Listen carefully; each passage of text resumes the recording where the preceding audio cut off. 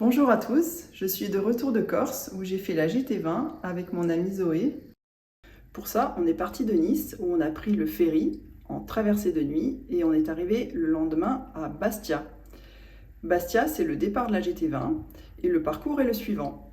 Donc, on part de Bastia, on fait le tour du Cap Corse avec un arrêt à Saint-Thury, puis Saint-Florent. De Saint-Florent, on traverse le désert des Agriates jusqu'au village de Belgodère. On traverse ensuite la Balagne pour arriver à Galeria, puis Porto. À Porto, on va quitter le bord de mer pour aller dans les montagnes. Donc on va faire une longue ascension jusqu'au col de Vergio, puis une étape à Corté. Et de Corté, on va rejoindre Bonifacio par l'intérieur des montagnes en 4 étapes que sont Ghisoni, Zicavo, Zonza avec les aiguilles de Bavella et enfin Bonifacio, l'étape finale de la GT20. Et maintenant, je vais vous laisser découvrir les images de notre aventure dans cette vidéo.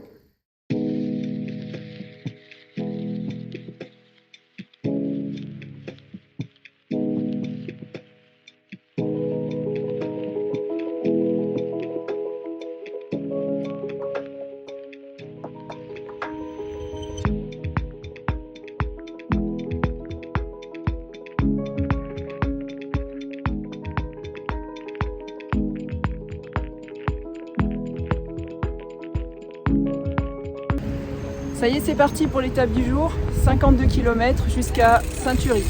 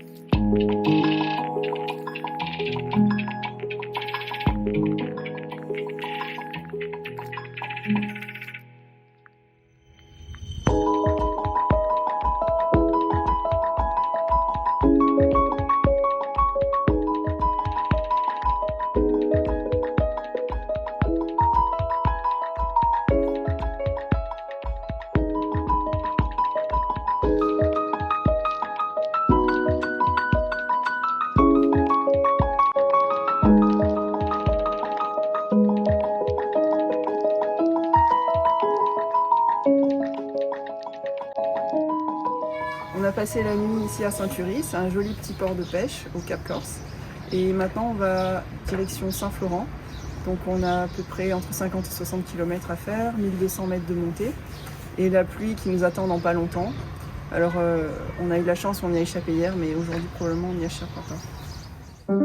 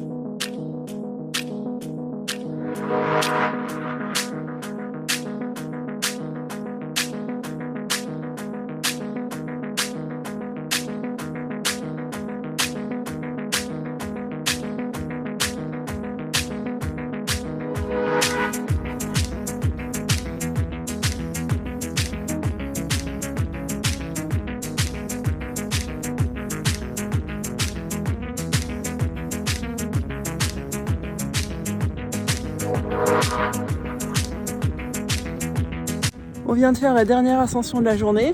On a fait au total 1200 mètres aujourd'hui. Et c'est dur, là j'en peux plus parce que à midi on a mangé un sandwich qu'on a partagé en deux et c'est tout. Et c'était dur aujourd'hui là sur la fin. Mais encore magnifique.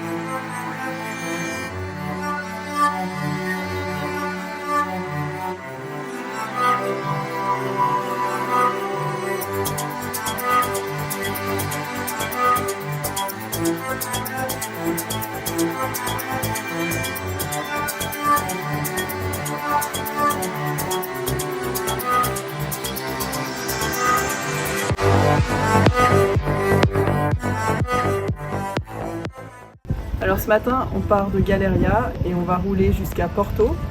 On a une petite route très sinueuse dans les calanques de Falaise Rouge. On a à peu près une cinquantaine de kilomètres, c'est pas une grosse étape, et on a à peu près 1200 mètres de dénivelé, donc ça monte beaucoup. Et on essaie de partir plus tôt aujourd'hui parce que normalement la pluie va s'inviter avec nous à partir de 14 h. Voilà, donc c'est parti.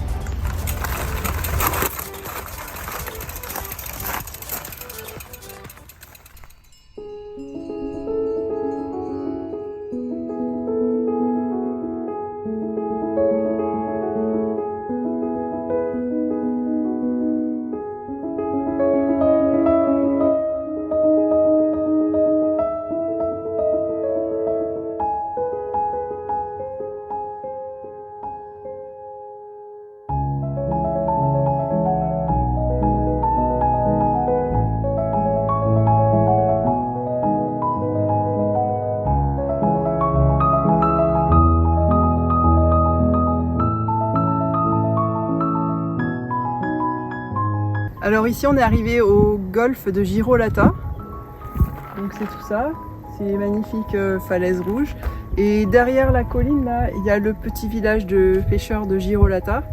C'est un village où il y a 15 habitants et en fait le village n'est accessible que par la mer ou alors par un chemin muletier comme ça, mais il n'y a pas de route qui accède au village. C'est très beau. Finalement on a pris la pluie. Ça fait plusieurs jours qu'on échappe et qu'on passe entre les gouttes. Mais là, on est dedans. C'est pas trop grave parce qu'on est à 5 km de l'arrivée, donc on va vite pouvoir se sécher.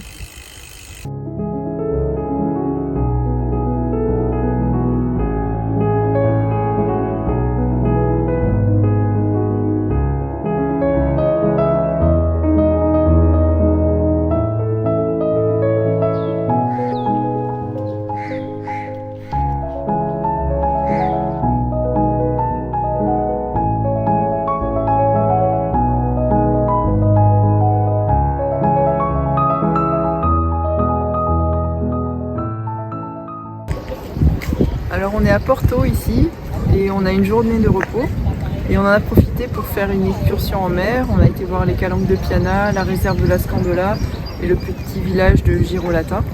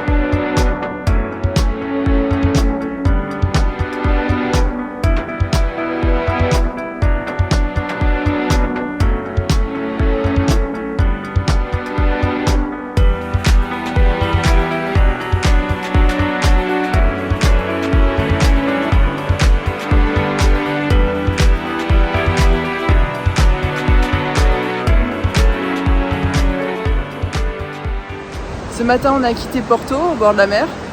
Et maintenant, on fait l'ascension vers les montagnes. On va faire 32 km de montée, 1600 mètres de dénivelé, pour arriver au col de Vergio. On va passer la nuit dans un hôtel refuge. Et ensuite, le lendemain, on partira vers Corte.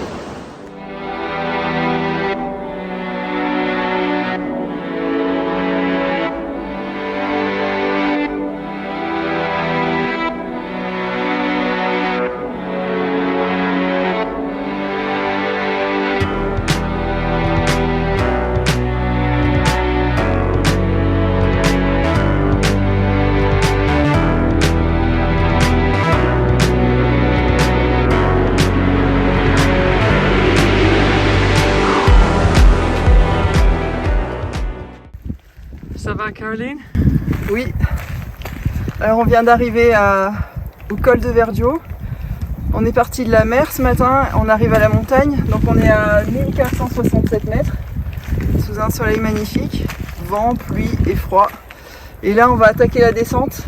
On arrive dans peut-être 1 kilomètre à notre gîte cette nuit. Voilà, on va se dépêcher.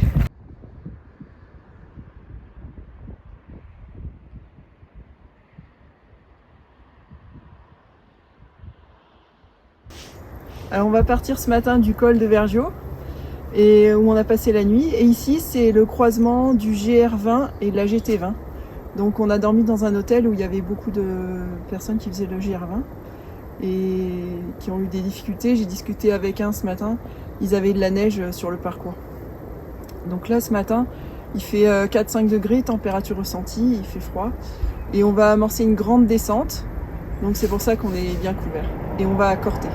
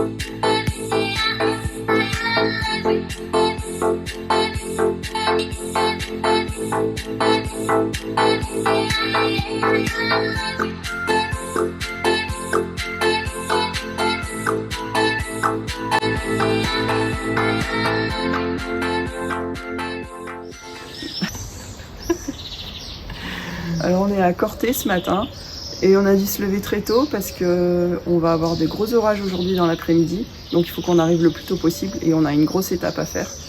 On a beaucoup dénivelé en fait aujourd'hui. Donc voilà, il est 7h moins 10 et là on est prêt à prendre la route.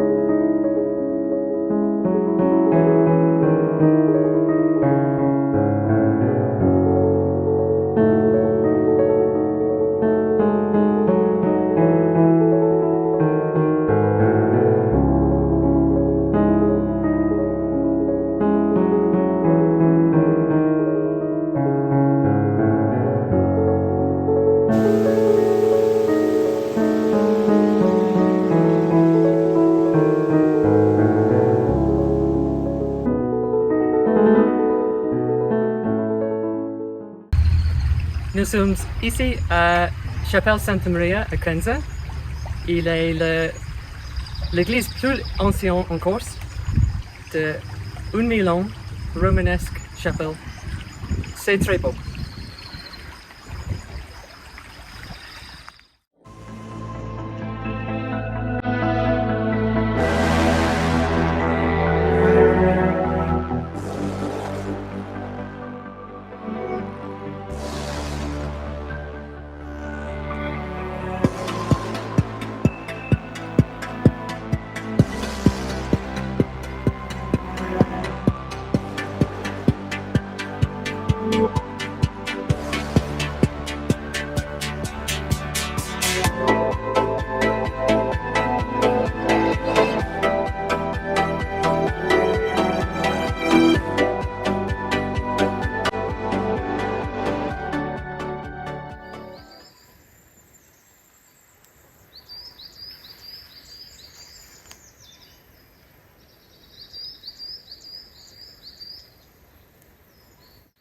Alors cette nuit, on a passé la nuit dans une yourte à Zonza, au Pré aux Biches.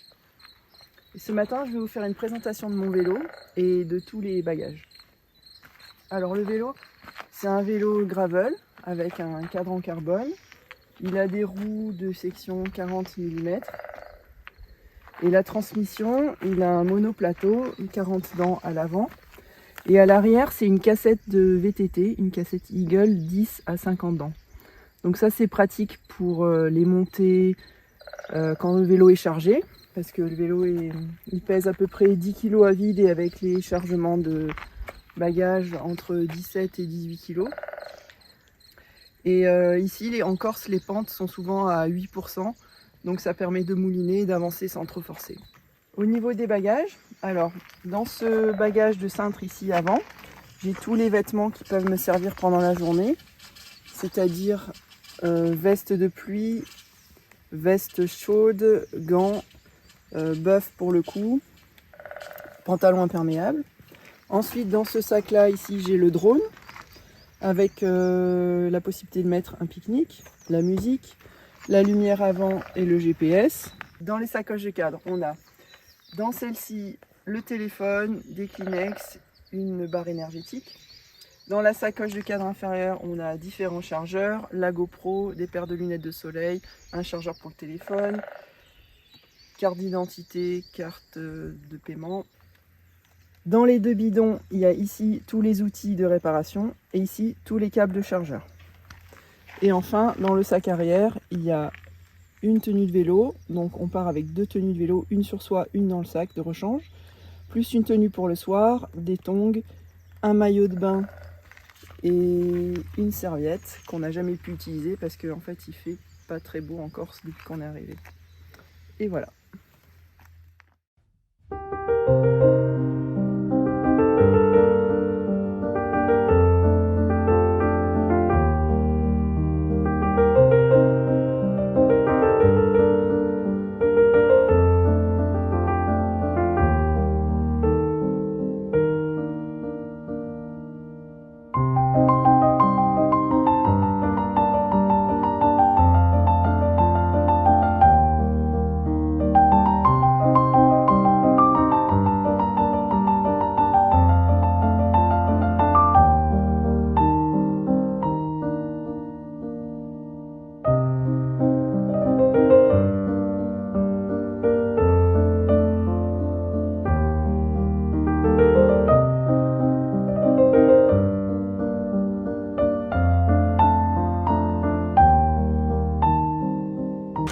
On est arrivé hier à Bonifacio, on a terminé notre périple de 650 km et 10 500 mètres de dénivelé.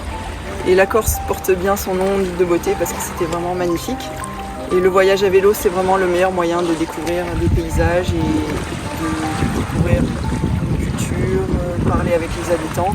On a trouvé que les Corses étaient vraiment très accueillants, très gentils. Dans tous les villages, ils nous disaient bonjour, ils nous parlaient, ils étaient prêts à nous aider. Donc ça, c'était vraiment une très bonne surprise. Voilà, on est maintenant aux îles Lavetti pour une petite excursion en bateau avant de rentrer sur Nice. Et la couleur de l'eau est magnifique. L'eau est un peu froide, mais on a quand même pu utiliser pour la première fois depuis notre voyage le moyen. Voilà, et je vous dis à bientôt pour les prochaines aventures.